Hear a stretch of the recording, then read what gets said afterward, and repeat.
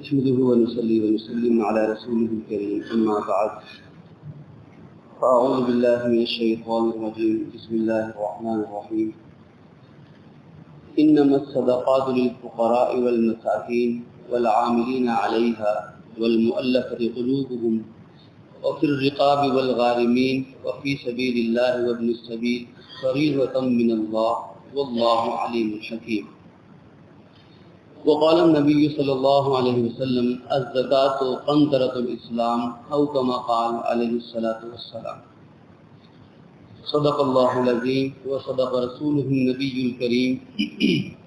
ونحن على ذلك من الشاهدين والشاكرين والحمد لله رب العالمين. میرے قابل تکریم و تعظیم محترم برادران ملت، بزرگان ملت، آج کی اس ہماری تقریب کا بنیادی مقصد اور بنیادی عنوان ہے دین اسلام کے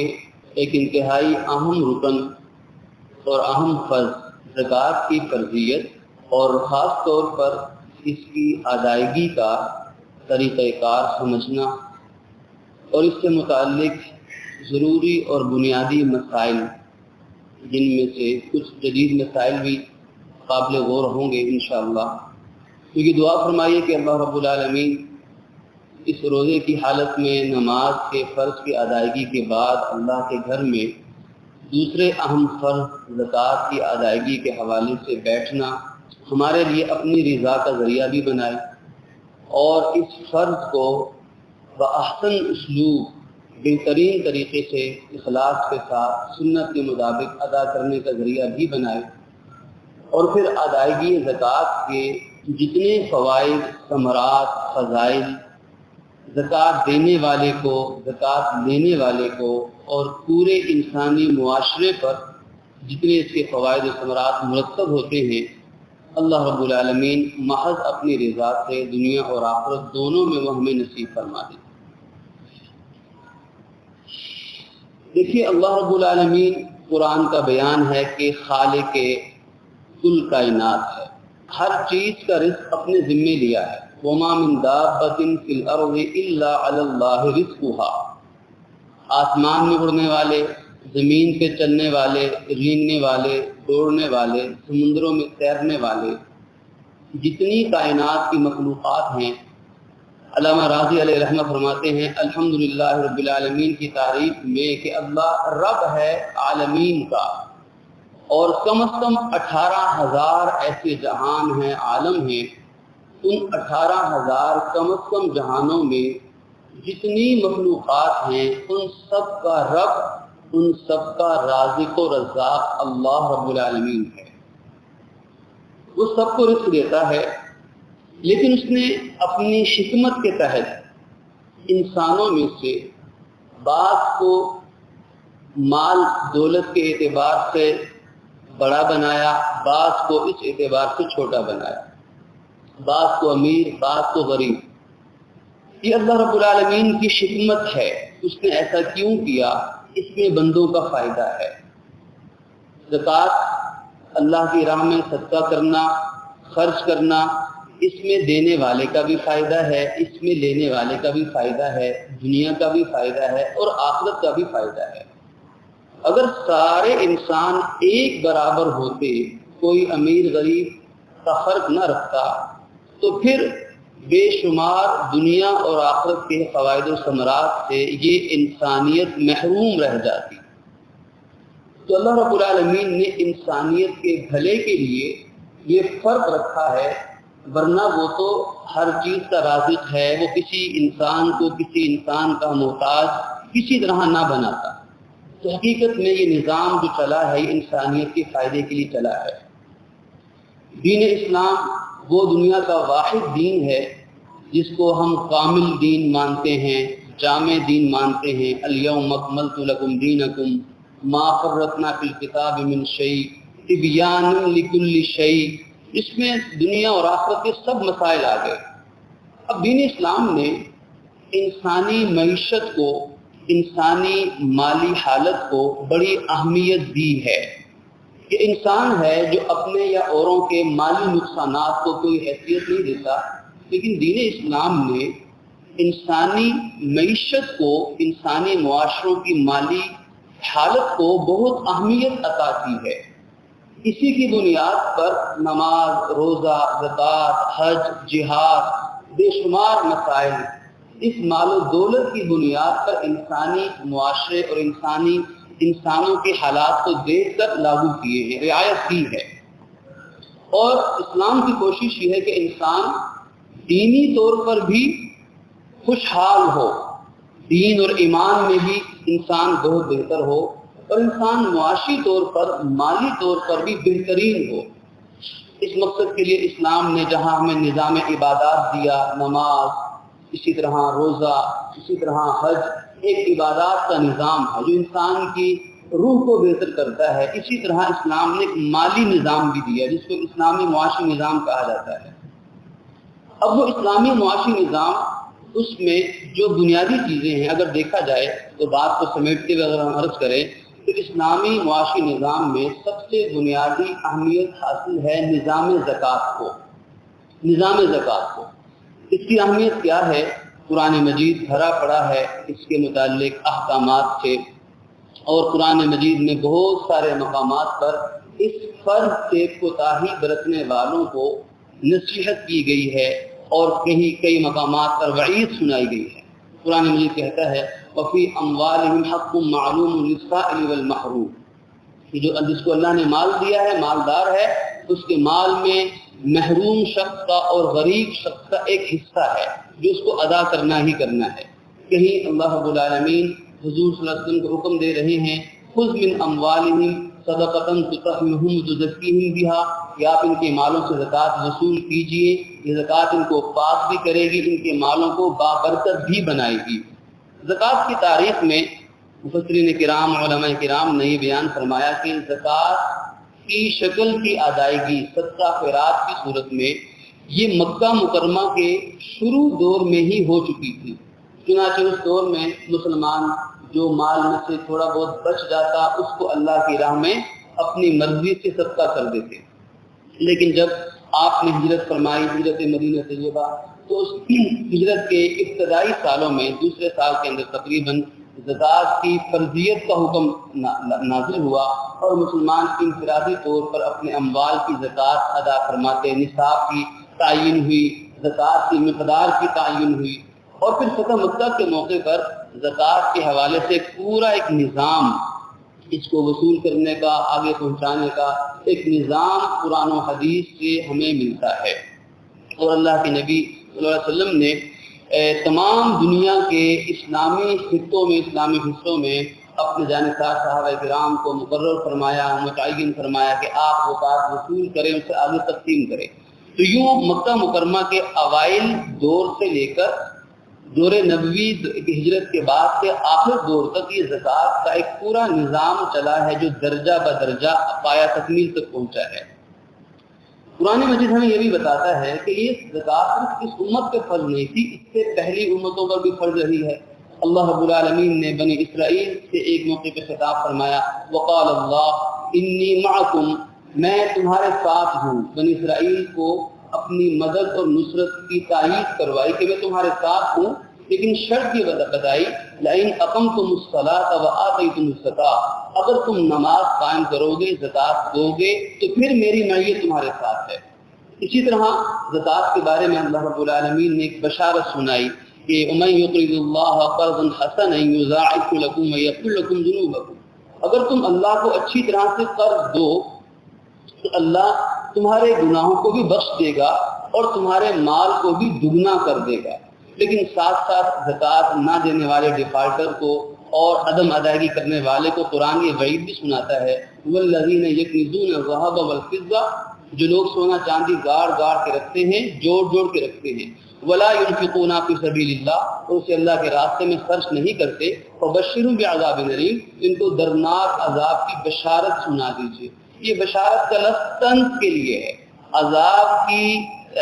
کی تکلیف کو اور عذاب کی وجہ کو سمجھانے کے لیے ہے، ان کو دردناک عذاب کی بشارت سنا دیجیے۔ احادیث مبارکہ کے اندر یہ ابتدائی گفتگو انشاءاللہ اس کے بعد پھر زکوٰۃ کے مسائل کی طرف ہم آئیں گے۔ قرآن مجید کے بعد حدیث مبارک میں اللہ رب العالمین کے حبیب صلی اللہ علیہ وسلم نے انہی آیات کی تفسیر میں بہت سارے احادیث میں ملتا ہے کہ زکوٰۃ کی حیثیت کیا ہے، زکوٰۃ کی اہمیت کیا ہے۔ زکوٰۃ کو اسلام کا خزانہ قرار دیا گیا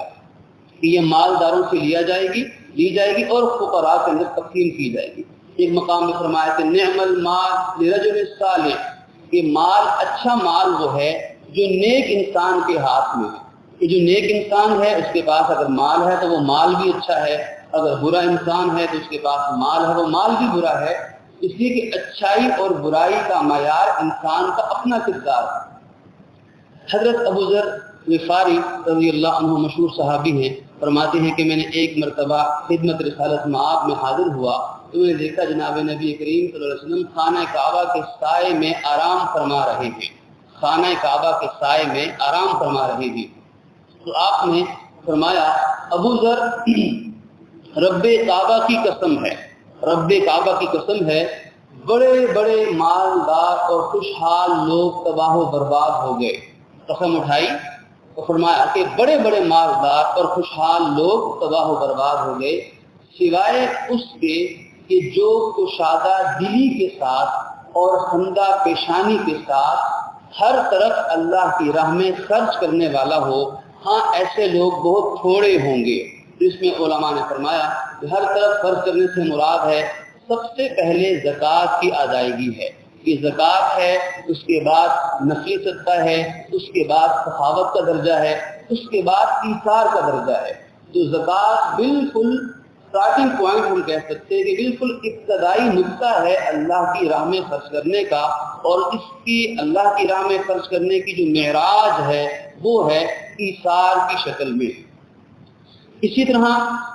حضرت ابو ہریرہ سے روایت ہے کہ فرمایا کہ ایک انسان اللہ کے راستے میں زکوٰۃ یا نفلی صدقے میں کچھ خرچ کرتا ہے، اللہ اس کو بڑھاتا رہتا ہے۔ اب 1 روپیہ، 100 روپیہ، 1000 روپیہ زکوٰۃ کے طور پہ خرچ کیا، اب کہنے کو تو وہ 100 یا 1000 روپیہ ہے، لیکن فرمایا اللہ اس کو بڑھاتا ہے۔ جیسے ماں باپ اپنی اولاد کی پرورش کرتے ہیں، ایک دن کا بچہ ماں باپ نے پالا پوسا، 30-35 سال کا کڑیل جوان بن گیا، اسی طرح اللہ بھی زکوٰۃ کو، خیرات کو بڑھاتا ہے، حتیٰ کہ ایک کھجور کی گٹلی کے برابر ہونے والے صدقے یا زکوٰۃ کا ثواب اللہ پہاڑ سے زیادہ عطا فرما دیتا ہے۔ اسی طرح فرمایا کہ صدقہ دیا کرو، زکوٰۃ دیا کرو، اس سے اللہ کا غضب ٹھنڈا ہوتا ہے، اللہ کی ناراضگی کم ہوتی ہے اور انسان بری موت سے محفوظ ہو جاتا ہے۔ اسی طرح ایک مقام پہ آپ نے فرمایا کہ جس شخص نے اپنے مال کی زکوٰۃ ادا کی تو یہ شخص اس نے اپنا فرض ادا کر دیا، اور جس مال کی زکوٰۃ ادا نہیں کی گئی وہ زکوٰۃ اسی مال میں ملی جلی رہی تو یہ سارے باقی مال کو بھی تباہ کر کے رکھ دے گی۔ اس کی مثال یوں سمجھ سکتے ہیں جیسے کہ انسان خدا نخواستہ کے پاؤں پہ کوئی چوٹ لگی، کوئی کینسر بن گیا، کوئی مرض، ایسی بیماری، اگر اسے آپریٹ کروائے، سرجری کروائے، وہ زہر نکال دے تو انسانی جان بچ سکتی ہے، لیکن انسان کہے کہ نہیں میں کیوں اپنا یہ حصہ، کیوں میں تکلیف برداشت کروں، تو وہی کینسر، وہ بیماری انسان کو قبر میں اتارنے کا بھی ذریعہ بن سکتی ہے۔ تو یا تو انسان، اب 2 آپشن، یا تو انسان 2.5% جو اللہ کی طرف سے فرض ہوا مالدار پر، یا خوش دلی سے یہ ادا کر کے دنیا اور آخرت دونوں میں سرخرو ہو جائے، ہر طرح کے روحانی، مالی، ایمانی، جانی، ہر طرح کے فائدے حاصل کر دے، 2.5% ادا کر کے۔ اگر یہ نہیں کرتا تو پھر اللہ رسول کی طرف سے یہ پیغام ہے کہ پھر جس طرف نے 2.5% مانگا اپنے بندوں کے لیے، اگر اسے وہ نہ دیا تو پھر وہ رب 100% واپس لے لینے کا بھی وعدہ کر رہا ہے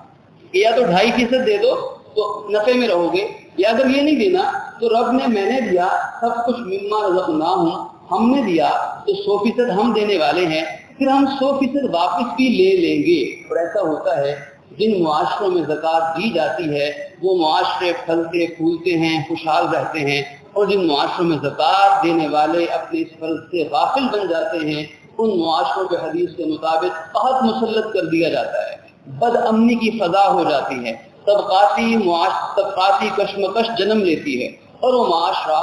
مال و دولت ہونے کے باوجود اس کی حالت یہ ہوتی ہے کہ جیسے انسانی جسم میں خون دل میں جمع ہو کر رہ جائے، جیسے انسانیت کی موت ہوتی ہے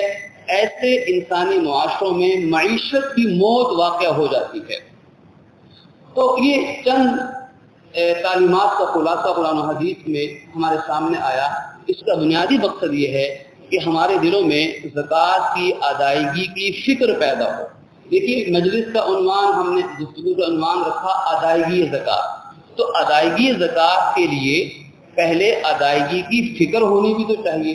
اگر فکر مکمل ہے، کوشش ہے، نیت صاف ہے، اب جب آدمی قدم اٹھاتا ہے راہ میں در میں سکنے کسی نہ کسی انداز میں وہ منزل تک انشاءاللہ پہنچ ہی جاتا ہے۔ جب ہماری نیت اور کوشش اور ہمارا جذبہ خالص ہے کہ انشاءاللہ ہم نے اللہ رب العالمین کے دیے میں سے اللہ کے بندوں پہ خرچ کرنا ہے، تو انشاءاللہ پھر وہ رب مال بھی بڑھائے گا، توفیق بھی عطا فرمائے گا، اور اس کا جو ریوارڈ جو اجر ملنا ہے دنیا آخرت میں وہ بھی اپنی رحمت سے بے پایاں اور بے حساب انشاءاللہ عطا فرمائے گا۔ اب اس ابتدائی گفتگو کے بعد ہم آتے ہیں قرآن مجید فرقان حمید کی ادائیگی زکوٰۃ کے حوالے سے سب سے اہم اور بنیادی آیت مبارکہ کی طرف۔ سورہ توبہ ہے اور سورہ توبہ کی آیت نمبر 60 ہے جو بڑی مشہور و معروف آیت ہے۔ اس کا ترجمہ سماعت فرمائیے گا۔ فرمایا کہ انما الصدقات للفقراء والمساکین، بے شک صدقات خیرات، اس سے مراد زکوٰۃ ہے،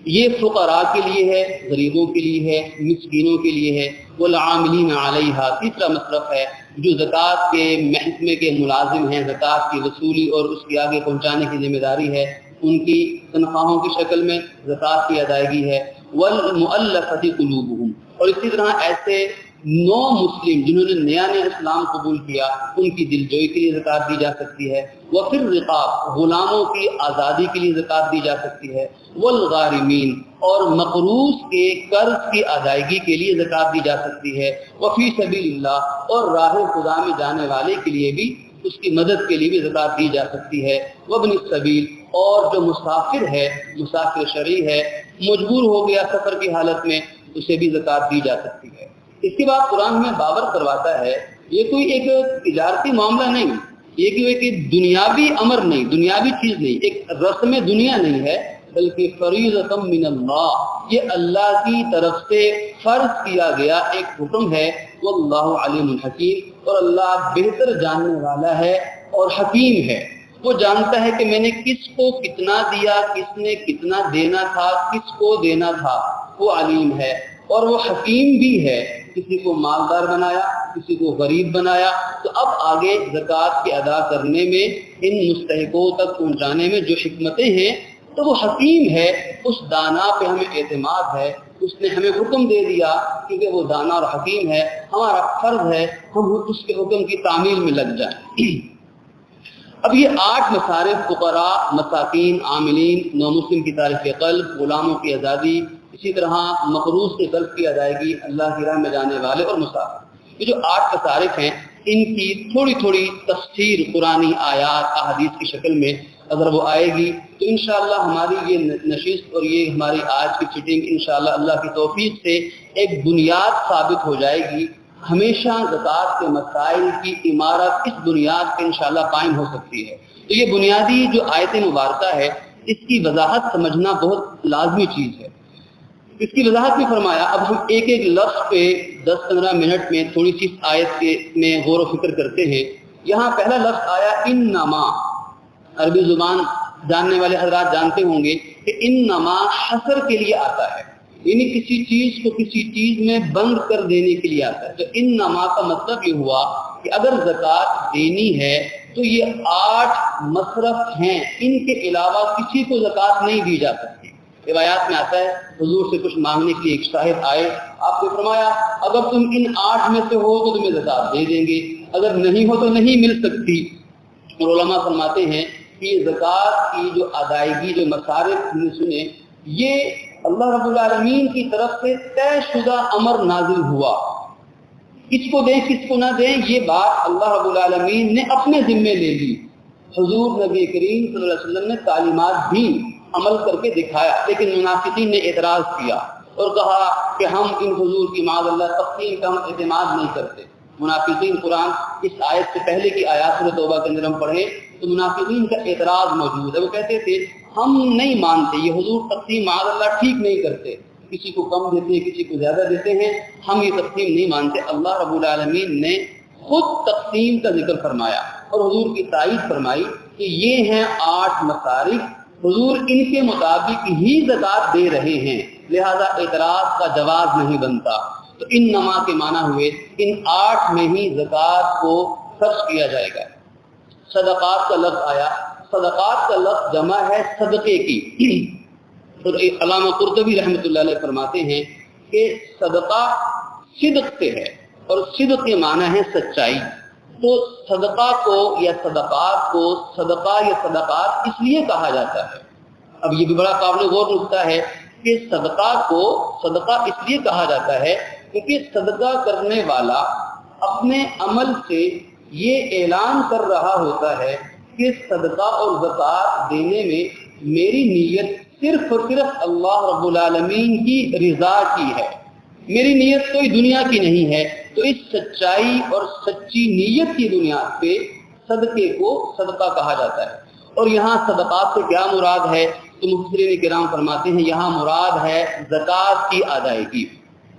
قرآن پاک کے اندر جہاں بھی صدقے کا لفظ صاد دال قاف ہے صدقہ جہاں قرآن میں استعمال ہوا تو وہاں اگر کوئی نسلی صدقے کا اشارہ اگر موجود نہیں ہے تو امت کے علماء متفق ہیں کہ وہاں صدقے سے مراد زکوٰۃ کی ادائیگی ہوگی. لہذا یہاں بھی صدقات سے مراد عام نسلی صدقہ نہیں ہے بلکہ زکوٰۃ کی ادائیگی ہے. کیونکہ عام نسلی صدقہ جو آدمی اپنی مرضی سے امیر بھی غریب بھی کسی کو کسی وقت بھی کسی بھی شکل میں دے سکتا ہے, نسلی صدقے میں مکمل آزادی ہے. جیسے نوافل چاہے ظہر کے بعد 2 پڑھیں یا 100 پڑھیں آزادی ہے, گھر میں پڑھیں یا مسجد میں آزادی ہے, لیکن فرائض کا طریقہ کار و نظام دے دیا گیا. اسی طرح یہاں زکوٰۃ ہے, صدقات سے مراد زکوٰۃ ہے. اب اس میں جو مصارف بتائے گئے ان میں پہلے 2 مصرف ہیں فقراء اور مساکین, یعنی ایسا شخص. اب اس میں اس کی تعریف میں فقہا میں تھوڑا اختلاف پایا جاتا ہے. بات فرماتے ہیں کہ ان میں سے ایک وہ ہے جس کے پاس کھانے پینے کے لیے کچھ بھی نہ ہو, اور بات فرماتے ہیں کہ دوسرا وہ ہے جس کے پاس کھانے پینے کے لیے کچھ ہو لیکن انتہائی تنگ دستی کی حالت میں ہو. لیکن یہ تو اختلافی تعریف ہوئی, اختلاف کو ہم بالائے طاق رکھتے ہیں, اتفاق کی طرف آتے ہیں. اتفاق یہ ہے کہ اس پر علماء پوری امت کے متفق ہیں کہ فقراء اور مساکین سے مراد ایسا غریب طبقہ, ایسے غریب لوگ ہیں کہ جن کے پاس گزر بسر کا انتظام اپنی بنیادی ضروریات کو چھوڑ کر انتہائی مشکل ہو, ان کا گزر بسر انتہائی مشکل ہو بنیادی ضروریات کو چھوڑ کر. اب اس کو مزید ڈیفائن کیا گیا کہ جس کے پاس نصاب کے بقدر مالیت موجود نہ ہو. نصاب کیا ہے یہ بھی قرآن و حدیث سے ثابت ہوا کہ 52.5 تولے چاندی کی مالیت یا 7.5 تولے سونے کی مالیت. ان میں سے جس شخص کے پاس ایک بھی نہیں ہے یا اگر کم از کم 52.5 تولہ چاندی کی مالیت نہیں ہے تو یہ صاحب نصاب نہیں ہے. شریعت کی روح سے یہ شخص فقیر ہے, یہ شخص مسکین ہے, یہ شخص غریب ہے. تو پہلے 2 مصرف تو یہ ہوئے جن کے پاس نصاب موجود نہ ہو, تو یہ پہلے 2 مصرف ہوئے. اور اسی طرح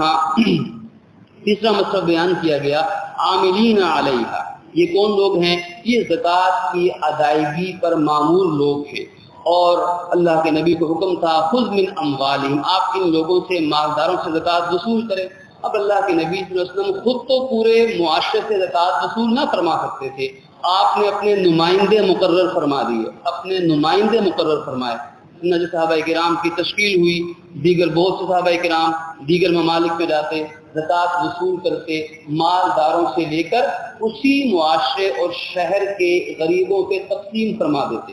ابھی جو لوگ تھے انہوں نے اپنا اوڑھنا بچھونا اس کام کو بنایا,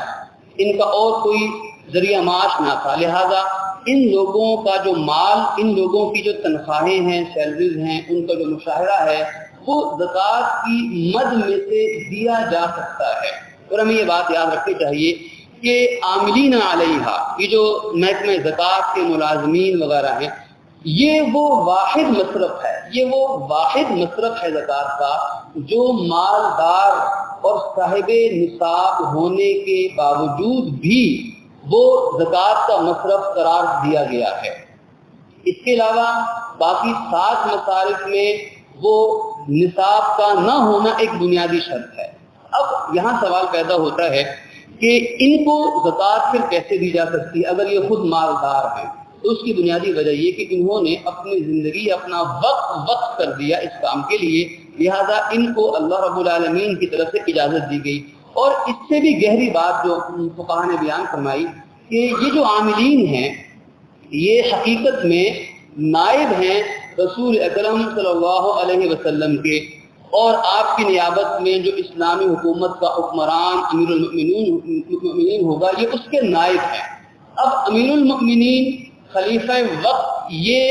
وکیل ہے اپنے پورے ملک اور پورے علاقے کے فقراء کی طرف سے، ان کا وکیل قرار پایا جائے گا۔ جب ان کا وکیل ہے تو اس کو اجازت حاصل ہے کہ ان فقیروں کی طرف سے زکوٰۃ کو وصول کر لے۔ جب ان کی زکوٰۃ وصول کر لے گا، اب اس کو یہ اجازت حاصل ہے، جب فقیر زکوٰۃ وصول کر لے اس کو اجازت ہے کہ وہ جس کو چاہے خرچ کرے، جہاں چاہے خرچ کرے۔ اسی طرح اس فقیر کے وکیل کو جو امیر المؤمنین ہے یا عاملین کی شکل میں ہے، اسے بھی اختیار حاصل ہے کہ وہ زکوٰۃ کو جہاں چاہے مصارف کے مطابق خرچ کرے، لہذا وہ اس میں سے ان کی جو مالی معاوضے ہیں وہ بھی ادا کر سکتا ہے۔ بہرکیف یہ ایک ضمنی بات تھی جو بڑی باریک نوعیت کی تھی، اس سے اگرچہ ہمارے بہت سے مسائل حل ہوتے ہیں، وکالت کے مسائل، وکالت کے جدید مسائل بھی ہوتے ہیں کہ آپ مدارس کو زکوٰۃ دیتے ہیں، کسی ہاسپٹل کو زکوٰۃ دیتے ہیں، کسی یتیم خانے کو زکوٰۃ دیتے ہیں، کسی مسافر خانے، کسی اور فلاحی ادارے کو زکوٰۃ دیتے ہیں، تو وہ اصل میں وہ فلاحی ادارہ ایک طرح سے وکیل بن گیا ہماری جانب سے۔ اب یہ سارے اس وکالت کے مسائل اس عاملین علیہا کے مصرف کی بنیاد پر طے پاتے ہیں، جن کی اپنی تفصیلات ہیں۔ پھر اس کے بعد اگلا مصرف یہ بیان فرمایا نو مسلم کی تالیف قلب۔ اس میں بس ایک ہی بات ہم گزار گوش فرما لیں کہ نو مسلم سے مراد امت کے جمہور علماء کے نزدیک کسی بھی دور میں غیر مسلم نہیں رہا ہے، بلکہ دور نبوی کے اندر بھی کسی غیر مسلم کو زکوٰۃ نہیں دی گئی، دور نبوی کے اندر بھی۔ اس پر علامہ قرطبی فرماتے ہیں وَبِالْجُمْلَةِ فَكُلُّهُمْ مُؤْمِنٌ وَلَمْ يَكُنْ فِيهِمْ کافر، کہ دور نبوی میں بھی اور دور صحابہ صدیق اکبر، فاروق اعظم، عثمان غنی، علی المرتضیٰ، ان خلفاء راشدین کے زمانے میں بھی غیر مسلم کو، نان مسلم کو زکوٰۃ میں سے مال نہیں دیا جاتا تھا۔ کسی غیر مسلم کو زکوٰۃ سے مال دینا ثابت نہیں ہے۔ تفسیر مظہری کے علامہ بھی فرماتے ہیں کہ اسی طرح فرمایا کہ لم یثبت ان النبی صلی اللہ علیہ وسلم اعطى احد من الکفار للإیلاف شیئا من الزکاۃ۔ علامہ مظہری فرماتے ہیں کہ اللہ کے نبی سے یہ ثابت نہیں ہے کہ آپ نے کسی غیر مسلم کی دل جوئی کے لیے کبھی زکوٰۃ دی ہو، بلکہ حکم یہ ہے کہ زکوٰۃ مسلمانوں سے ہی لی جائے گی اور مسلمانوں میں ہی دی جائے گی۔ یہاں تالیف قلب سے کیا مراد ہے؟ ایسا مسلمان جو نیا مسلمان ہوا ہو، قربانی دی ہے، گھر بار چھوڑا ہے، ہو سکتا ہے برادری کنبہ مخالف ہو گئے ہو، تو اب وہ بیچارہ قربانی دے کر آیا ہے، اس کی دل جوئی کے لیے، اس کی مدد کے لیے، تعاون کے لیے زکوٰۃ دی جا سکتی ہے۔ تو نو مسلم کی تالیف قلب، اور فرمایا وفر رقاب، غلاموں کی آزادی کے لیے۔ غلامی کے کانسیپٹ اسلام نے آہستہ آہستہ ختم فرمایا۔ غارمین، ادائے قرض کے لیے، ایک آدمی مقروض ہے، زکوٰۃ ادا نہیں، اپنا قرض ادا نہیں کر سکتا، تو ایسے شخص کو زکوٰۃ کا مال دینا جائز ہے تاکہ وہ زکوٰۃ کا مال لے کر اپنا قرض ادا کر دے، لیکن اس کے لیے کچھ شرائط ہیں۔ پہلی شرط یہ ہے کہ جو مقروض ہے اس نے قرضہ کسی ناجائز کام کے لیے نہ لیا ہو۔ خدا نخواستہ اگر کسی ناجائز کام کے لیے اس نے قرضہ لیا ہے، مثلا بعض دفعہ غمی اور خوشی کی غیر شرعی رسموں کے لیے لوگ اخراجات قرض لیتے ہیں اور غمی اور خوشی کی بہت ساری رسمیں لاکھوں روپوں میں ادا کرتے ہیں، تو اگر خدا نخواستہ کسی غیر شرعی رسم کے لیے یا ناجائز عمل کے لیے اگر قرض لیا، مقروض ہو گیا، تو ایسے مقروض کو زکوٰۃ کی ادائیگی جائز نہیں۔ ہاں کسی جائز کام کے لیے گھریلو نوعیت کے اس نے قرض لیا اور مقروض ہو گیا، اب ادا نہیں کر سکتا، اس کو بھی زکوٰۃ دی جا سکتی ہے۔ اسی طرح ہمارے معاشرے کے اندر ایسے بہت سے افراد ہیں جنہوں نے بڑے بڑے تجارتی قرض لیے ہوتے ہیں، کروڑوں اربوں خربوں کی تعداد میں بینک سے اور دیگر اداروں سے، تو ان کا تو سارا سسٹم ہی اس قرض پہ چلتا ہے، یہ لون لے لیا اور وہ چلتا رہے گا، نفع آئے گا، پورا سرکل اس پہ گھومتا ہے، تو وہ بھی مراد نہیں ہے، کیونکہ ان کا تو پورا سسٹم ہی کروڑوں اور اربوں کا قرض ہے، وہ بھی اس سے مراد نہیں۔ عام گھریلو نوعیت کے قرض میں مبتلا شخص ادا نہیں کر سکتا تو اس کو زکوٰۃ کا مال دینا نیکی ہے، زکوٰۃ ادا ہوگی کہ آپ نے مقروض کی مدد کی۔ اسی طرح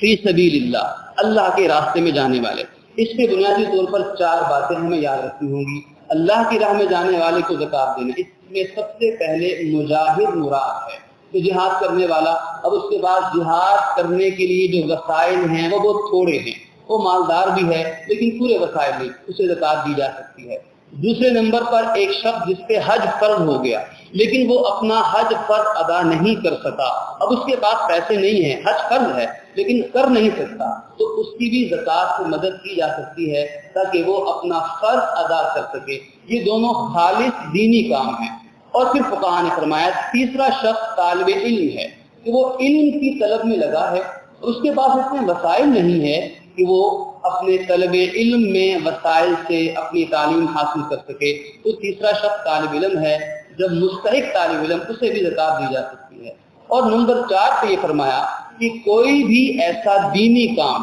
جس میں زکوٰۃ دینے سے دین کا فائدہ ہو تو اس کو بھی فی سبیل اللہ کی مد میں زکوٰۃ دی جا سکتی ہے۔ لیکن یہاں ایک بڑی اہم گزارش یہ ہے کہ کوئی بھی دینی نوعیت کا کام ہے، چاہے وہ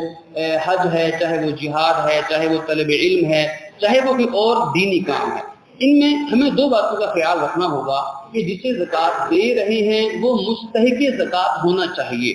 اور دوسرے درجے میں یہ ہے کہ وہ زکوٰۃ اس کی انفرادی ملکیت اور قبضے میں آنا بھی شرط ہے۔ ایسا نہ ہو، اب دیکھیے ایک انسان زکوٰۃ کے پیسے سے سڑک بنوا دیتا ہے، ایک ٹیوب ویل لگوا دیتا ہے، اسٹریٹ لائٹ لگوا دی جاتی ہے، اس میں غریبوں کا بھی فائدہ ہوگا، وہ چلیں گے، روشنی پائیں گے، پانی استعمال کریں گے، لیکن یہ ان کی ذاتی ملکیت نہیں ہے، یہ ایک اجتماعی ملکیت ہے۔ تو زکوٰۃ کی ادائیگی کے لیے کسی کی ذاتی ملکیت میں مال زکوٰۃ کا آنا بھی فرض ہے۔ اس طرح کے دینی کاموں میں کہ جس سے وہ زکوٰۃ بھی کسی فرد واحد کی ملکیت اور قبضے میں آ جائے اور دین کی مدد بھی ہو جائے تو اس سے زکوٰۃ دی جا سکتی ہے۔ اور آخری جو مصرف ہے وہ ابن سبیل ہے، یعنی مسافر ہے، ایسا شخص ہے کہ جو راہ خدا، جو اپنے سفر میں جا رہا تھا، چاہے وہ گھر میں مالدار تھا، کوئی حادثہ پیش آیا خدا نخواستہ، اس کا مال ختم ہو گیا، اب اس کے بعد کوئی ذریعہ نہیں ہے پیسے نکلوانے کا، کوئی اے ٹی ایم نہیں، کوئی اور مصرف نہیں، کسی ایسی جگہ پر موجود ہے۔ اب یہ جو شخص ہے جو ویسے تو مالدار امیر ہے لیکن سفر میں کوئی حادثہ، کوئی ایسا مسئلہ لاحق ہوا، سفر میں غریب ہو گیا، اب اس کے پاس کوئی ذریعہ نہیں ہے اپنی منزل تک پہنچنے کا، کھانے پینے کا، تو ایسے مالدار مسافر کو بھی زکوٰۃ دی جا سکتی ہے۔ تو یہ تو تھے 8 مصارف جن کو زکوٰۃ دینے سے زکوٰۃ ادا ہوگی۔ اللہ رب العالمین ہمیں انہیں صحیح معنی میں یاد رکھنے کی توفیق عطا فرمائے۔ تقریباً آدھے گھنٹے کی نشست ہوئی، تھوڑا سا وقت اس کے لگ بھگ کچھ اور لگے گا تاکہ ہمارے جو ضروری بنیادی مسائل جو ان 8 مصارف کی بنیاد پر ہیں وہ ہمیں حل میں معلوم ہو سکے۔ اب یہاں سے آگے بات چلتی ہے کہ ایک شخص نے اب زکوٰۃ ادا کرنی ہے، وہ زکوٰۃ کیسے ادا کرے گا؟ تو اس میں چند چھوٹی چھوٹی بڑی اہم ضروری باتیں ہیں۔ سب سے پہلی چیز تو یہ ہے کہ زکوٰۃ کن چیزوں پہ فرض ہوگی؟ تو بنیادی طور پر وہ 4 چیزیں ہیں: سونا، چاندی، نقد رقم اور سامان تجارت۔ ان چاروں کا مطلب سمجھنا ہوگا کہ سونا، چاندی، یہ تو اس میں کسی بھی شکل میں جمہور علماء کے نزدیک اور فقہ حنفی کے نزدیک بھی بعض احادیث کی بنیاد پر سونا چاندی وغیرہ کسی بھی شکل میں گھر میں رکھا ہوا ہے، چاہے ذاتی استعمال کے لیے ہے، چاہے بیچنے کے لیے ہے، چاہے بچوں کے لیے رکھ چھوڑا ہے، چاہے ویسے مال کو محفوظ کرنے کی نیت سے ہے تو ان پر زکوٰۃ کی ادائیگی اگر وہ نصاب کے برابر یا زیادہ ہیں تو زکوٰۃ کی ادائیگی وجوبیت ان پہ لازم ہوگی۔ اسی طرح تیسری چیز ہے نقد رقم کیش کی شکل میں، چاہے وہ آدمی کے پاس جیب میں ہے، چاہے وہ گھر میں ہے، چاہے کسی لاکر میں رکھی ہوئی ہے، چاہے کسی جگہ انویسٹ اسے کیا گیا ہے، چاہے پرائز بانڈ کی شکل میں ہے، چاہے وہ کوئی اور شکل میں ہو، اس کی جو اصل مالیت ہے وہ کیش کی شکل میں جو ہے روپیہ پیسہ، اس پر بھی زکوٰۃ فرض ہوگی۔ اور اسی طرح چوتھی چیز ہے سامان تجارت۔ سامان تجارت کسے کہتے ہیں؟ جس میں بنیادی طور پر 3 شرطیں پائی جائیں۔ پہلی شرط یہ ہے کہ اس چیز کو نفع حاصل کرنے کی نیت سے خریدا ہو، اس چیز کو نفع حاصل کرنے اور آگے بیچنے کی نیت سے خریدا ہو۔ دوسری شرط یہ ہے کہ اس چیز پر یہ نیت باقی رہے، وہ چیز خریدی ہو، نفع حاصل کرنے کی نیت سے خریدی ہو، اور جب زکوٰۃ کا سال مکمل ہوا تو تب بھی اس کو آگے بیچنے کی نیت کی تھی۔ یہ چیز سامان تجارت میں شامل ہے۔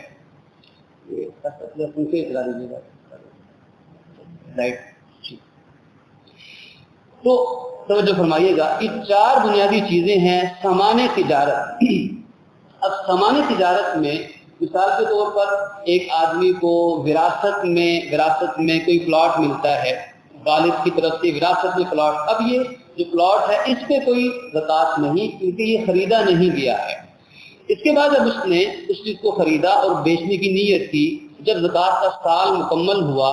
جب زکوٰۃ دینے کی تاریخ آئی، اس وقت بھی اس کی بیچنے کی نیت ہی باقی تھی تو اس پہ زکوٰۃ فرض ہو جائے گی۔ یہ 4 بنیادی چیزیں ہیں جو ہمارے اموال زکوٰۃ میں شامل ہیں۔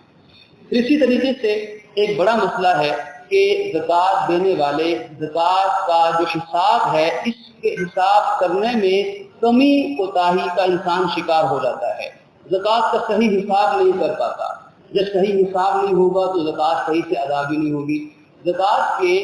صحیح حساب کے لیے جو بنیادی شرط ہے وہ ایک تاریخ کو مقرر کرنا شرط ہے۔ کوئی بھی تاریخ مقرر کر لی جائے، یا جب مال زکوٰۃ آیا 52.5 تولہ چاندی کی مالیت کے برابر جب وہ مال آیا تو وہ تاریخ مقرر کر لی جائے، یا کوئی ایک تاریخ مقرر کر لی جائے، جیسے 1 رمضان 15 رمضان، اب ایک تاریخ مقرر کر لی گئی، اس تاریخ کو ہماری زکوٰۃ کی ادائیگی کا مکمل حساب ہوگا۔ مثال کے طور پر ایک انسان نے 15 رمضان زکوٰۃ کی تاریخ متعین کی ہے، اب 15 رمضان کو اس نے حساب لگانا ہے۔ یہ 15 رمضان کو اس کے پاس سونا، چاندی، نقد رقم، سامان تجارت، ان میں سے 4 یا 1 یا 2 یا 3 وہ کتنی مالیت میں موجود ہے۔ اب ان میں سے ہو سکتا ہے ایک چیز پورا سال پڑی رہی، ہو سکتا ہے ایک چیز ایک دن پہلے آئی، 14 رمضان کو ایک چیز آئی، چاہے ان میں سے کوئی چیز پورا سال پڑی رہے، چاہے ایک دن پہلے وہ ملکیت میں آ جائے۔ مثال کے طور پر ایک شخص کے پاس 20 لاکھ روپیہ پورا سال محفوظ رہا اور 20 لاکھ روپے کی رقم 14 رمضان کو ایک دن پہلے اس کے اکاؤنٹ میں کسی طرح سے آ گئی۔ اب جب 15 رمضان آیا تو اس کے پاس 40 لاکھ روپے کی مالیت تھی۔ اب آدھی مالیت پہ سال گزرا، آدھی پہ ایک دن گزرا چاہے، اب جب یہ زکوٰۃ دے گا تو یہ اپنا حساب جب لگائے گا، سونا، چاندی، نقد رقم، سامان تجارت، ان سب کو جمع کر کے اگر کوئی عام قرض ہے تو اس قرض کو بیچ میں سے منہا کیا جائے گا، لیس کیا جائے گا، پھر جتنا بھی مال ہوگا اس سارے مال کا 2.5% زکوٰۃ کے طور پہ ادا کرنا فرض ہوگا۔ یہاں یہ بات قابل غور ہے کہ کٹ آف ڈیٹ جب آئے گی تو اس ڈیٹ کا خیال رکھنا، اب اس پہ حساب لگا، اگر وہ نصاب سے کم مال ہے تو زکوٰۃ نہیں ہے، اگر نصاب کے برابر یا زیادہ ہے تو کل مال کے اوپر زکوٰۃ فرض ہوگی۔ ہر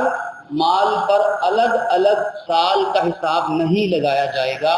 ایک ہی سال کل مال کے حساب سے ہوگا اور ایک تاریخ مقرر کی جائے گی۔ اسی طرح مقروض کو زکوٰۃ کی ادائیگی کے بارے میں ایک مسئلہ یہ بھی بڑا اہم ہے۔ کسی نے کسی شخص کو قرض کے طور پہ کچھ دے دیا، اب پتہ چلا کہ اس شخص نے قرض واپس نہیں کرنا یا وہ نہیں کر سکتا، تو کیا یہ نیت کر سکتا ہے کہ میں قرض معاف کر دوں، زکوٰۃ کی نیت کر دوں؟ تو ایسا نہیں ہوگا۔ کسی کو دیے گئے قرض کو معاف کرنے سے زکوٰۃ ادا نہیں ہوگی، اس لیے کہ زکوٰۃ دیتے وقت دل میں نیت کا ہونا لازم ہے کہ میں جو مال دے رہا ہوں یہ زکوٰۃ کا مال ہے۔ کچھ لینے والے کو بتانا ضروری نہیں ہے، بلکہ اگر پتہ ہے کہ وہ مستحق ہے تو نہ بتانا بہتر ہے۔ اسے بتائے بغیر کسی شکل میں، نقدی کیش کی شکل میں، کوئی ضرورت کی چیز خرید کر کسی شکل میں اس کو زکوٰۃ دی جا سکتی ہے، لیکن دل میں نیت ہو زکوٰۃ دیتے وقت یا زکوٰۃ کا مال الگ کرتے وقت نیت ہو کہ میں نے زکوٰۃ کا مال الگ کیا ہے یا زکوٰۃ دے رہا ہوں، تو نیت کی جائے گی، پھر زکوٰۃ ادا ہوگی۔ اسی طریقے سے زکوٰۃ کی ادائیگی کسی کو کوئی اجرت کی شکل میں نہیں دی جا سکتی۔ کسی انسان کوئی ملازم ہے، اسے بطور سیلری کے تنخواہ کے طور پر کوئی ملازم ہے، اسے اس کے مشاہرے اور تنخواہ کی مد میں زکوٰۃ ادا نہیں کی جا سکتی۔ اسی طریقے سے اگر ایک انسان نے کسی کو خود قرض دے رکھا ہے، زکوٰۃ دینے والے نے کسی کو قرض دیا ہوا ہے، تو کیا وہ جو قرض کا مال کسی کو دیا ہے کیا اس پر بھی زکوٰۃ ہوگی؟ تو اس میں یہ مسئلہ یاد رکھیں کہ قرض کی دو بنیادی شکلیں ہیں۔ ایک تو ایسا قرض ہے جو واپس ملنے کی امید اور یقین ہے،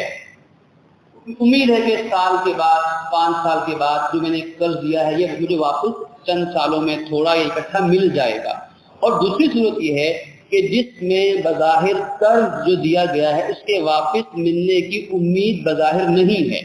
اب وہ امید نہ ہونے کی وجہ چاہے کوئی بھی ہو، تو جس قرض کے واپس ملنے کی امید نہیں ہے تو اس قرض کی زکوٰۃ کی ادائیگی بھی فرض نہیں ہے۔ وہ چاہے 20 سال نہیں ملا تو 20 سال میں وہ جو 5 لاکھ کہیں پھنس گیا تھا، قرض دیا واپس نہیں ملا، تو ان 5 سالوں میں یا 20 سالوں میں اس 5 لاکھ کی زکوٰۃ ادا کرنا فرض نہیں ہے۔ اگر بالفرض 20 سال کے بعد وہ قرض واپس مل گیا تو صرف اسی سال کی زکوٰۃ فرض ہوگی جس وہ سال کو وہ قرض واپس مل گیا ہے،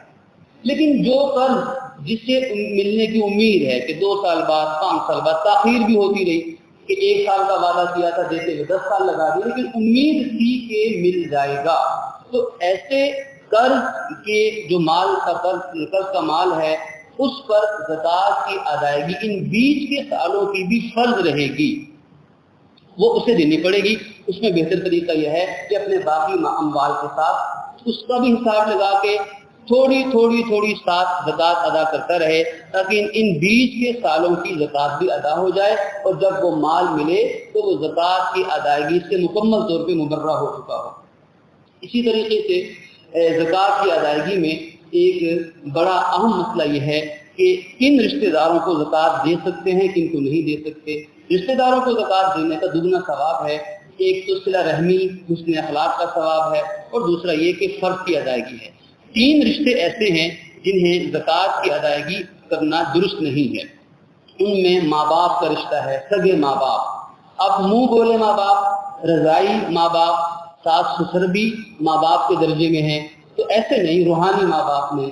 بلکہ سگے ماں باپ، چاہے وہ اوپر تک چلے جائیں، ماں باپ کے ماں باپ، دادا دادی، نانا نانی، اصول انسان کے آباء و اجداد، انہیں زکوٰۃ نہیں دی جا سکتی۔ انسان کی اولاد ہے جو سگی اولاد ہے، منہ بولے بیٹے نہیں، داماد بہو نہیں، یا کوئی اور ایسا رشتہ نہیں، سگی اولاد، بیٹا بیٹی، پوتا پوتی، نواسے نواسیاں انسان کے فروع ہیں۔ اور دوسرا رشتہ ہے نکاح کا، میاں بیوی ایک دوسرے کو زکوٰۃ کا مال نہیں دے سکتی۔ 3 رشتے اتنے قریبی ہیں کہ ان کو زکوٰۃ دینا اپنے آپ کو دینے کی ہی طرح مترادف ہے، اور ان کی کفالت انسان پر ویسے بھی لازم ہوتی ہے۔ ان کے علاوہ جتنے رشتہ دار ہیں، چچا ہے، ان کی اولاد ہے، جتنے کزنز ہیں، بھائی بہن ہیں، ان سب کو زکوٰۃ دی جا سکتی ہے، ہاں اگر وہ مستحق زکوٰۃ ہیں۔ وہی بات ہے کہ ان کے پاس نصاب نہ ہو، مستحق ہوں تو انہیں زکوٰۃ دی جا سکتی ہے۔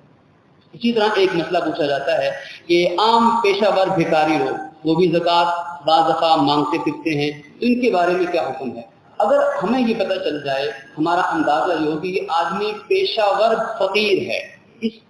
مانگنا اس کا پیشہ ہے، یہ اس نے ایک پیشہ بنا رکھا ہے، تو ایسے فقیر کو زکوٰۃ دینا احتیاط کے خلاف ہے، اس لیے کہ نہیں معلوم کہ وہ صاحب نصاب ہے یا نہیں ہے، اور اگر صاحب نصاب ہو بھی تو ہمارے پاس تحقیق کا کوئی ذریعہ نہیں، اس سے آپ پوچھ نہیں سکتے، عام طور پہ تحقیق کرنا بھی ممکن نہیں ہوتا، اس لیے پیشہ ور بھکاری کو زکوٰۃ نہیں دی جا سکتی، نہیں دینی چاہیے۔ ہاں اگر کوئی شخص ایسا ہمیں ملے کہ جو پیشہ ور بھکاری نہیں ہے، ہماری پورا تجزیہ بتائے کہ وہ پیشہ ور بھکاری نہیں ہے، تو اگر ہم اس سے تھوڑی جانچ پڑتال کر لیں، تھوڑی تحقیق کر لیں، اس سے چند سوالات پوچھ کے کہاں رہتے ہو، کتنی مالیت ہے، کیا کچھ ہمارے پاس ہے، اور اس سے ہمیں یہ لگ رہا ہو کہ یہ آدمی سچ بول رہا ہے اور اس کے پاس واقعی نصاب نہیں ہے، یہ مستحق ہے، تو اس سے پوچھ کے اگر وہ ہمیں مستحق لگ رہا ہو تو اسے زکوٰۃ دے دی جائے۔ اب آگے یہ اس کا اور رب کا معاملہ ہے، اگر وہ جھوٹ بول کے لیتا ہے تو پھر یہ اللہ کا مجرم ہوگا، ہماری زکوٰۃ ادا ہو جائے گی، لیکن کچھ نہ کچھ تحقیق اپنے طور پہ تھوڑی بہت جستجو کرنا یہ بھی کرنی چاہیے تاکہ زکوٰۃ ادا ہو جائے۔ اسی طریقے سے زکوٰۃ کی ادائیگی کے حوالے سے ایک اہم مسئلہ ہے کہ بسا اوقات آدمی سمجھتا ہے کہ میں نے اللہ کی راہ میں اتنا خرچ کر دیا، اتنی افطاریاں کروا دی، اتنا خرچ کر دیا، اتنے جہیز شادیوں کے لیے دی، نفلی صدقہ، تو نفلی صدقے سے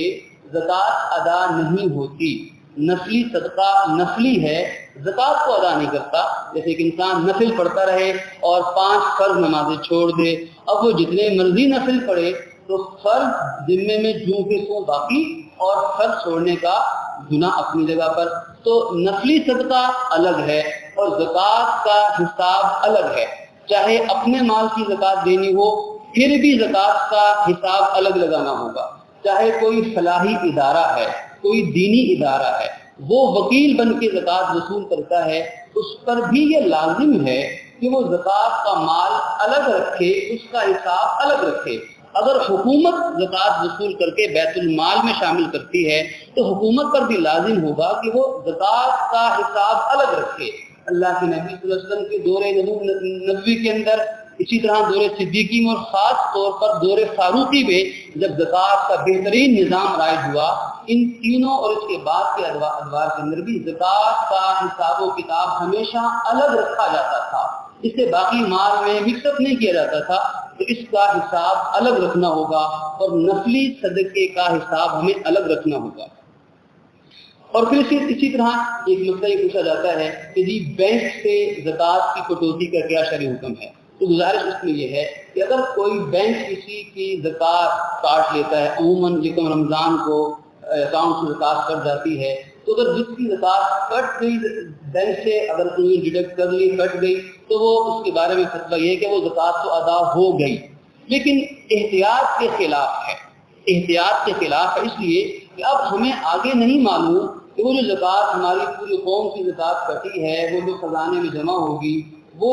صحیح مصرف پر خرچ ہوگی یا نہیں خرچ ہوگی، دیانت داری سے آگے پہنچے گی یا نہیں پہنچے گی، اس کی کوئی گارنٹی، کوئی ضمانت نہیں دی جا سکتی۔ اس لیے بہتر یہ ہے کہ ایک فارم مل جاتا ہے، اس میں آدمی ڈکلیئر کر دیتا ہے کہ میں نے اپنے مال کی زکوٰۃ میں نے خود دینی ہے، لہذا وہ بینک سے زکوٰۃ نہیں کاٹتے، یا کرنٹ اکاؤنٹ ہے وہاں ویسے زکوٰۃ نہیں کٹے گی، تو بینک سے زکوٰۃ کی ادائیگی اگر کسی نے کی کٹوتی ہو گئی تو وہ تو ادا ہو گئی، لیکن آئندہ احتیاط کرنی چاہیے، بینک کے بجائے خود زکوٰۃ ادا کرنے کی کوشش کرنی چاہیے۔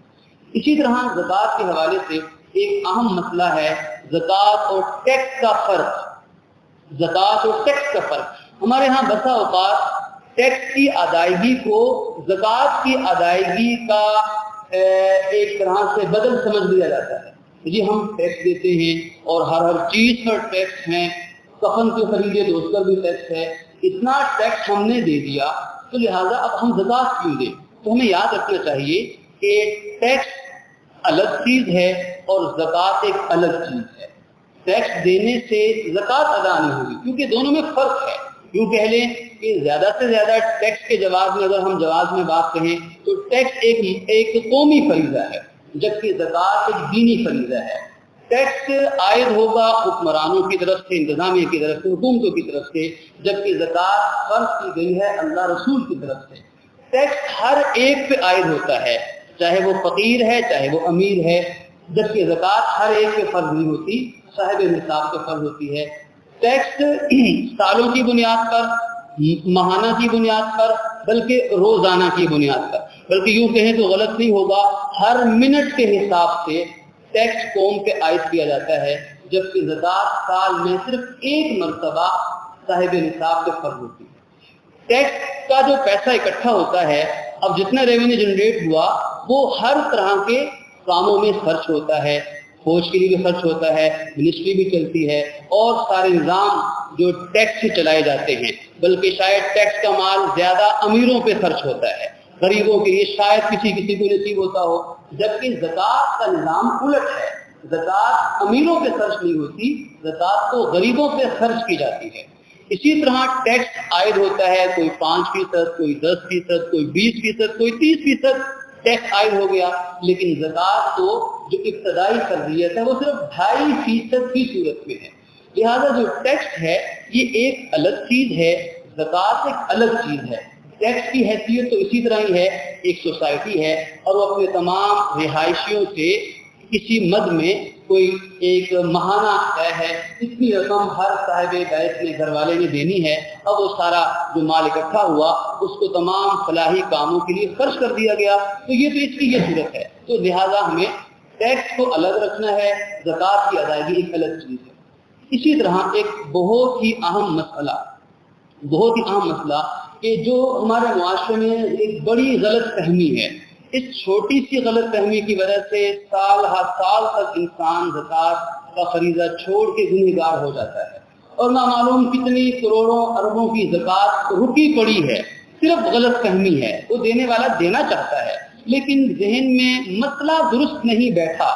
بنیاد تھوڑی سی ٹیڑھی ہو گئی، زکوٰۃ چھوڑ دی، وہ بنیاد یہ ہے۔ مثال کے طور پر میرے پاس کچھ سیونگ ہے، میں نے بینک میں 10 لاکھ روپیہ جمع کر رکھا ہے، یا میں نے کوئی 4-5 پلاٹ اپنے خرید کے رکھے ہوئے ہیں، کوئی سونا خرید کے رکھا ہوا ہے، اور میری نیت یہ ہے کہ جو پلاٹ خریدا گیا ہے، 1 ہے، 2 ہے، کم ہے، زیادہ ہے، مہنگی جگہ ہے، سستی جگہ ہے، کوئی بھی، میری نیت یہ ہے کہ یہ پلاٹ اس کو میں اپنے پاس سنبھال کے رکھوں گا، 2 سال کے بعد، 5 سال کے بعد، 10 سال کے بعد، یا 20 سال کے بعد، یا جب ضرورت پیش آئے گی تو اس وقت تک اس پلاٹ کی قیمت بھی مہنگی زیادہ ہو چکی ہوگی۔ آج 1 لاکھ روپے مرلہ ہے تو شاید اس وقت تک 50 لاکھ روپے مرلہ ہو جائے، قیمت بڑھ جائے گی۔ تو جب میں اس کو بیچوں گا تو پروفٹ ملے گا، نفع کے ساتھ بیچوں گا، لیکن اس کو بیچ کر نفع لینے سے مقصد تجارت کرنا نہیں ہے۔ تجارت کرنا نہیں ہے کہ میں پلاٹ خریدوں، مہنگا ہو، بیچوں، پھر نیا خریدوں، پھر بیچوں، پھر نیا خریدوں، یہ پراپرٹی کا کاروبار اس کا نہیں ہے۔ اس نے اس لیے لے کے رکھا ہوا ہے تاکہ اس کا نفع جب مہنگا ہو جائے گا تو بیچوں گا، مجھے نفع کے ساتھ بک جائے گا۔ اس نفع کو ملا کر، اصل مال کو ملا کر میں بچیوں کی شادی کر دوں گا، میں اپنے لیے گھر بنوا دوں گا، میں فلاں نیک کام کر لوں گا، لیکن نیت اسے بیچنے کی ہی ہے اور نفع کے ساتھ بیچنے کی ہی ہے۔ تو اس طرح کی جتنی پراپرٹی جس کو نفع کے ساتھ بیچنے کی نیت سے رکھا گیا ہے، لانگ ٹرم انویسٹمنٹ کی شکل میں چاہے، تو یہ پراپرٹی یہ بھی زکوٰۃ کی مد میں شامل ہوگی۔ اور جو 4 چیزیں ہیں ان میں سے جو چوتھی چیز ہے سامان تجارت، یہ اس میں شامل ہو جائے گی، اس لیے کہ سامان تجارت کے لیے تاجر ہونا شرط نہیں ہے،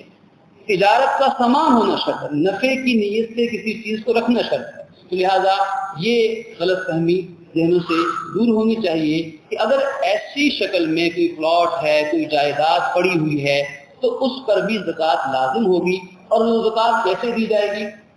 چاہے وہ ابھی وہ بیچا نہیں ہے، جب زکوٰۃ کی تاریخ مکمل، مثلاً 15 رمضان ایک آدمی نے تاریخ طے کی ہوئی کہ 15 رمضان آیا، تو اب وہ اس پلاٹ کی ایک کاسٹ ویلیو ہے، وہ جتنے میں خریدا، مثلاً 20 لاکھ میں خریدا تھا، لیکن اب وہ گئی گزری بات ہوئی، اب اس پلاٹ کی قیمت 20 لاکھ نہیں 1 کروڑ ہے۔ مارکیٹ ویلیو جو کرنٹ ریٹ اس کا ہوگا، جو موجودہ قیمت ہوگی،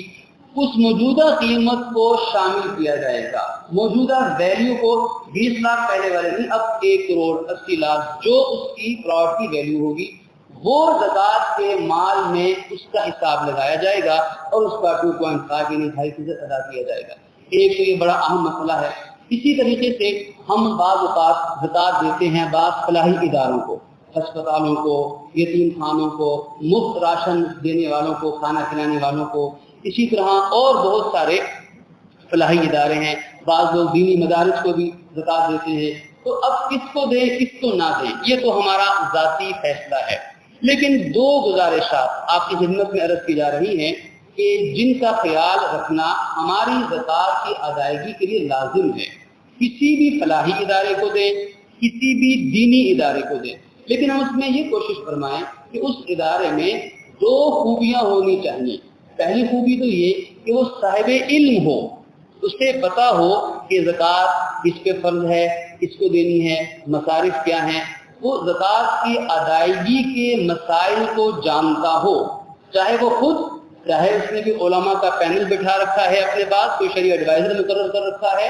چاہے اپنے اسٹاف کو ٹریننگ دی ہوئی ہے کہ اس طرح لوگوں کے مال زکوٰۃ کو اس طرح مستحق پہ خرچ کرنا ہے۔ تو پہلی شرط یہ ہے کہ وہ صاحب علم ہو، ایسا ادارہ جس کے پاس دینی علم کا ذریعہ اور طریقہ کار موجود ہو، اور دوسرا وہ دیانت دار بھی ہو، وہ امانت دار بھی ہو، وہ علم کے مطابق اور دیانت کے مطابق ہماری زکوٰۃ کو مستحق تک پہنچائے۔ اگر ایک ہسپتال کے اندر ایک مستحق شخص ہے، اپنا علاج نہیں کروا سکتا، مستحق ہے، نصاب نہیں ہے، اس مریض کو زکوٰۃ پہنچ گئی، انشاءاللہ زکوٰۃ ادا ہو گئی۔ کسی دینی ادارے میں، کسی اسکول کے اندر، کسی مکتب کے اندر ایک طالب علم ہے، چاہے وہ یتیم ہے، چاہے وہ فقیر ہے، نصاب نہیں ہے، اس کی تعلیم کے لیے زکوٰۃ ہماری پہنچ گئی، انشاءاللہ دگنے ثواب کے ساتھ زکوٰۃ ادا ہو گئی، علم اور دین کی خدمت بھی ہو گئی اور فرض بھی ادا ہو گیا۔ اس لیے ہمیں تھوڑی سی احتیاط کرنی چاہیے، جس ادارے کو ہم زکوٰۃ دینے لگیں اس کے بارے میں ہمیں معلومات، پہلے انفارمیشن اکٹھی کر لینی چاہیے کہ یہ ادارہ، اس کا زکوٰۃ دینے کا طریقہ کیا ہے، زکوٰۃ آگے دینے کا طریقہ کیا ہے۔ اگر خود سمجھ لیں تو بڑی اچھی بات ہے، ورنہ علماء سے، مفتیان کرام سے، اپنے با اعتماد دینی اداروں سے اس ادارے کا سارا سسٹم اور طریقہ کار بتا کر ان سے رہنمائی لے لی جائے کہ یہ ادارہ ہے، یہ زکوٰۃ کی رقم یوں استعمال کرتا ہے، ہمیں رہنمائی کر دے کہ اس کو ہم زکوٰۃ دیں یا نہ دیں۔ تو ایک تو یہ بھی احتیاط کر لی جائے۔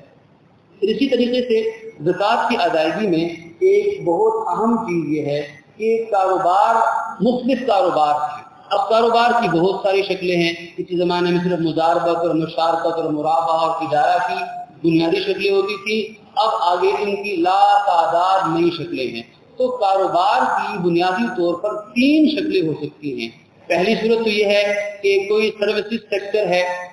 ایسا کاروبار ہے جو صرف سروسز فراہم کرتا ہے، مثال کے طور پر کوئی ہسپتال ہے یا کوئی اسکول ہے یا کوئی شادی ہال ہے، تو ایک تو کاروبار کی یہ نوعیت ہے۔ دوسری صورت ہے مینوفیکچررز ہیں جو کسی چیز کو اپنے فیکٹری میں، کارخانے میں تیار کرتے ہیں اور اس کو پھر آگے خود بیچتے ہیں، یا آگے اور لوگ ہیں، ٹریڈنگ ہے، دیگر لوگ ہیں، وہ آگے اس کو بیچتے ہیں۔ کچھ ایسے بھی کاروبار ہیں کہ جو اس چیز کو خود ہی تیار کرتے ہیں اپنے کارخانے، فیکٹری میل کے اندر، اور خود ہی اسے مارکیٹ میں بیچ بھی دیتے ہیں۔ تو یہ مختلف صورتیں کاروبار کی بنتی ہیں۔ ان میں جو سروسز سیکٹر ہے کاروباری، اس میں 2 صورتیں پائی جاتی ہیں۔ بعض اوقات یہ ہوتا ہے کہ اس چیز کو رینٹ آؤٹ کیا جاتا ہے، مثال کے طور پر شادی ہال، وہ رینٹ پہ دے دیا 5 گھنٹوں کے لیے، کوئی مکان ہے، کوئی دکان ہے۔ تو اس میں ہم یاد رکھیں کہ جو اس چیز کی جو اصل ویلیو ہے اس پہ زکوٰۃ نہیں ہے۔ مثلا دکان کی مالیت ہے 2 کروڑ، اب وہ 2 کروڑ جو دکان کرائے پہ دے دی، جو شادی ہال کرائے پہ دے دیا، اس کا انفراسٹرکچر موجود ہے، اندر چیزیں ساری موجود ہیں، لائٹس ہیں، فرنیچر ہے، دیگر چیزیں ہیں، اے سی ہے، دیگر، تو اس پر زکوٰۃ نہیں ہے، بلکہ جو اس سے ریونیو جنریٹ ہوگا، جو رینٹ آئے گا، جو پیسہ آئے گا، اس پر زکوٰۃ فرض ہوگی۔ ان کی جو بنیادی جو اس کی عمارت ہے یا بلڈنگ ہے، ان چیزوں پہ زکوٰۃ نہیں ہوگی۔ اسی طرح جو ادارے خدمت کرتے ہیں، مثلا ہاسپٹل ہیں، اسکول ہیں، علاج ہوتا ہے، تعلیم دی جاتی ہے، تو اب یہ جو ادارے ہیں ان پر زکوٰۃ اسی مد میں ہے کہ جو پیسہ ان سے نفع حاصل ہوگا اس نفع پر زکوٰۃ ہوگی۔ ایک تو یہاں اس بنیادی چیز پہ زکوٰۃ نہیں ہوگی۔ اسی طرح مینوفیکچرر کمپنیز ہیں، ادارے ہیں جو چیزوں کو تیار کرتے ہیں. اب اس کے اندر کیا ہے کہ اس میں زکوٰۃ کس پر ہے کس پر نہیں ہے. تو بنیادی چیز آسانی کے لیے ہم یاد رکھیں کہ جو چیز بیچنے کے لیے ہے، چاہے وہ را میٹیریل کی شکل میں ہے، چاہے وہ ورک ان پروسیس کی شکل میں ہے، چاہے وہ فنش گڈس کی شکل میں ہے، تو کوئی چیز بھی جو بیچنے کے لیے ہے، چاہے مکمل تیار ہو گئی ہے اور اس کی خاص مارکیٹ ویلیو ہے، چاہے وہ ابھی تیار ہو رہی ہے، نامکمل ہے، جو چیز اس میں بیچنے کے لیے ہے بس اس پر زکوٰۃ ہے. باقی جو اس کی مشینری ہے، دیگر چیزیں ہیں، ڈلیوری کے لیے گاڑیاں رکھی ہوئی ہیں، دیگر ان پہ زکوٰۃ نہیں ہے. جو چیز بیچنے کے لیے ہے اس پر زکوٰۃ ہے. اس پر زکوٰۃ کیسے ہوگی؟ کس مالیت پر ہوگی؟ تو چاہے کنفرم ریٹ ہو، کنفرم ویلیو ہو، چاہے وہ بارگیننگ ویلیو ہو، اس پہ ایک ویلیو تو ہے جو کاسٹ ویلیو سے ہم کہتے ہیں کہ اتنے میں یہ چیز تیار ہوئی ہے، اتنے میں بنانے والے کو پڑی ہے، لاگت ہے، اس پہ زکوٰۃ نہیں ہوگی. جیسا کہ پہلے بھی عرض کیا، جو اس کی مارکیٹ ویلیو ہوگی اگر وہ کنفرم ہے، طے شدہ ہے، تو اس کے مطابق زکوٰۃ کا حساب لگایا جائے گا. اگر وہ کنفرم نہیں ہے، بلکہ مثال کے طور پر وہ چیز 9 روپے میں بھی بک سکتی ہے، اس کی قیمت 10 روپے بھی لگ سکتی ہے، اس کی قیمت 11 روپے بھی لگ سکتی ہے. اب یہ بارگیننگ کی شکل میں آ گئی ہے، تو اس میں جو درمیانی صورت ہوگی، جو درمیانہ ریٹ ہوگا، اس کو ہم زکوٰۃ کے نصاب میں شامل کریں گے. مثلا 9، 10، 11 میں 10 روپے ہم اس کی قیمت شمار کر لیں گے اور زکوٰۃ دیتے وقت جو مارکیٹ ویلیو اس کی ہوگی اس حساب سے وہ ہم اس میں اس کو زکوٰۃ کی مالیت میں شامل کریں گے. اسی طریقے سے ان چیزوں کے اندر بعض دفعہ ایک مال ہے جو ویسٹیج کے زمرے میں آ جاتا ہے، بچا کچا کچرا رہ جاتا ہے، بعض مال ڈیفیکٹو ہو گیا، ٹوٹ کے گر گیا، آؤٹ فیشن ہو گیا، آؤٹ ڈیٹڈ ہو گیا، اب وہ قابل استعمال نہیں ہے. تو اس میں بھی ہر چیز کی اگر کوئی نہ کوئی مارکیٹ ویلیو ہو، چاہے وہ پہلے زیادہ تھی اب کم ہو گئی، پہلے زیادہ قیمت تھی اب وہ آؤٹ فیشن ہوا، اب زمانہ اس کا گزرا، لوگ نہیں خریدتے، ریٹ کم ہو گیا، تو اگر اس کی کوئی مارکیٹ ویلیو اگر ہو تو اس کا حساب لگایا جائے گا، چاہے وہ کم چاہے وہ زیادہ. اگر کوئی اس کی مارکیٹ ویلیو رہے ہی نہ تو پھر جو اس کی بیسک کاسٹ ہے، جتنے میں وہ پڑی ہے، جتنے میں وہ بک سکتی ہے، اس حساب سے اس کی زکوٰۃ ادا کر دی جائے گی. تو یہ آپ کی خدمت میں چند بنیادی جو زکوٰۃ کے مسائل عرض کیے گئے ہیں. اب بنیادی ساری بات کا خلاصہ لب لباب اگر ہم نکالیں تو یہ بنتا ہے کہ اللہ رب العالمین نے جو زکوٰۃ کا مال ہے حقیقت میں یہ مالدار کا ہے ہی نہیں. انما الصدقات للفقراء للسائل والمحروم، یہ جو 2.5% یہ ہمارا ہے ہی نہیں، یہ مستحق کا ہے. اس لیے علماء نے فرمایا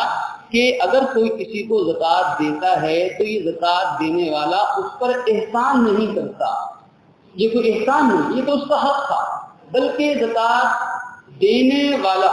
جو زکوٰۃ دے رہا اس کو زکوٰۃ لینے والے کا شکریہ ادا کرنا چاہیے،